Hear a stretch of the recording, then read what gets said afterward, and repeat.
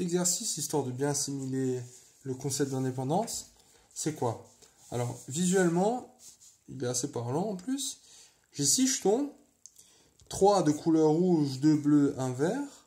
Les couleurs rouges sont numérotées de 1 à 3, les bleus 1 à 2 et le vert 1. J'ai l'événement R comme tiré 1, donc un jeton rouge, U, un jeton avec le numéro 1 et D, un jeton avec le numéro 2. La question est, les événements sont-ils indépendants? Lorsqu'on extrait par exemple un jeton au hasard d'un sac, contenant justement les 6 jetons. Pour répondre à ce genre de questions, on peut s'y prendre de 3 manières différentes, qui sont toutes équivalentes, c'est-à-dire que ça revient au même, si je fais celle-là, celle-là ou celle-là. Donc ça, c'est juste ce que tu dois, la structure que tu dois avoir acquise jusqu'à présent. On montre soit que l'intersection de R et U est égale au produit, donc probabilité de R inter U, c'est probabilité de R fois probabilité de U, ou bien que la probabilité de R sachant U, en fait on s'en fout de U parce que c'est indépendant, donc c'est égal à la probabilité de R, tu vois, le U là, le sachant que, s'il est là, s'il n'est pas là, c'est la même chose, et symétriquement, la probabilité de U, donc de tirer un 1, sachant qu'il est rouge, c'est exactement la même chose que la probabilité de tirer un 1. Ça veut dire que la couleur rouge n'influence pas ici. Ici, le numéro 1 n'influence pas. L'idée, c'est quoi? On va calculer. On va choisir une des trois. On peut commencer par la première, par exemple. On va calculer la partie gauche, on va calculer la partie droite, et on va égaler et voir si les résultats sont les mêmes. Si c'est le cas, c'est indépendant. Sinon, ça l'est pas. Vous voyez, on va commencer par l'événement U et l'événement R. Commençons par calculer la probabilité de R et U. Donc ça veut dire quoi? Donc j'ai un jeton rouge et de couleur 1. Est-ce que tu en vois combien là? Des jetons rouges de couleur 1. J'en vois 1 sur combien? 1 sur 6. Très bien. Maintenant, la probabilité d'avoir, donc là j'ai calculé la partie gauche. Partie droite, probabilité d'avoir un jeton rouge. Il y en a combien? Des jetons rouges, il y en a 3. Sur combien au total? 6. Ouais. Donc là, tu comprends. Donc ça, c'est logique. Pas besoin de mettre des grands mots. Mais c'est juste, là, la chance, c'est tout est équiprobable. J'ai autant de chances de tirer ce jeton que celui-là, que celui-là, que celui-là, que celui-là, que celui-là, etc. Bref. Donc ça, c'était bon. Et maintenant, la probabilité de tirer un 1. J'en ai combien des 1? J'en ai 1, 2, 3, sur combien en tout? 6. Donc c'est tout le temps cardinalité de l'ensemble sur, tu te rappelles la formule de manière générale, ça c'est cardinalité de U sur cardinalité de oméga. Donc oméga on a les 6 jetons et U c'est l'événement à 1, il y en a 1, 2, 3. Bref, juste pour que ça te fasse un petit rappel au cas où. Est-ce que ça c'est égal à ça plus ça, ça fois ça? 3 sixième fois 3 sixième, ça fait 1 demi fois 1 demi, ce qui fait 1 quart, ce qui est différent de 1 sixième. Donc, on est fixé, ils ne sont pas indépendants.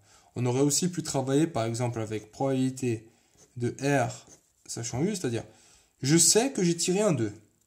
Donc, soit j'ai tiré celui-là, soit j'ai tiré. Quelle est la probabilité que j'ai tiré un rouge? 1 sur 2. D'accord? Si je sais que j'ai tiré pardon. 1. Oh là là. J'ai tiré un 1. Donc j'en ai combien? 1, 2, 3.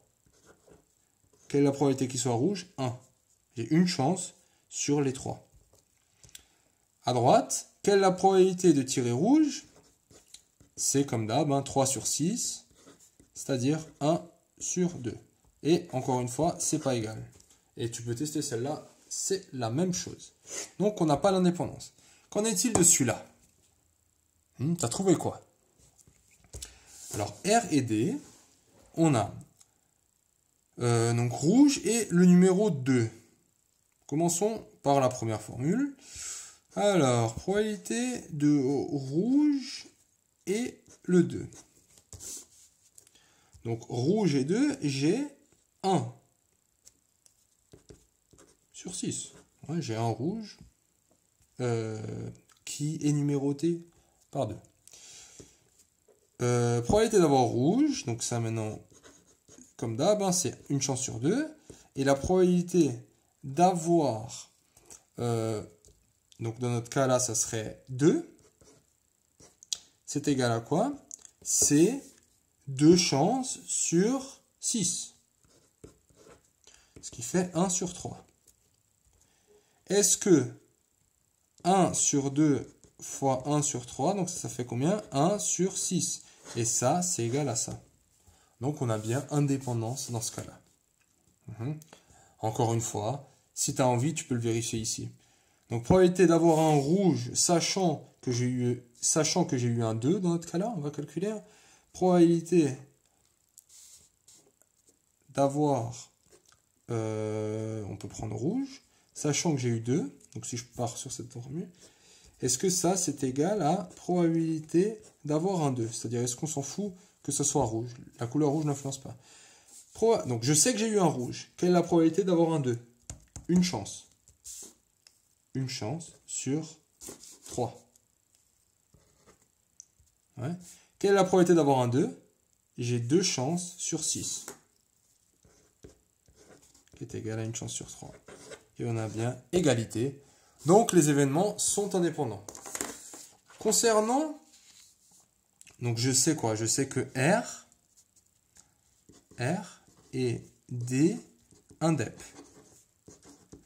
Qu'en est-il de R bar et D? Donc R bar, c'est ne pas avoir un 2. En fait, si je suis indépendant de l'événement R, je vais aussi être indépendant de l'événement contraire de R. Ouais, donc D, s'il est indépendant de R, il va aussi être indépendant s'il n'y a pas R. Ouais, donc ça, c'est une propriété. Si tu veux, tu peux le vérifier vite fait. Et donc symétriquement, j'ai envie de dire, l'événement R sera aussi indépendant de l'inverse de D. Donc, que ce soit clair, R bar, c'est quoi? C'est bleu ou vert. Donc, ça veut dire pas rouge.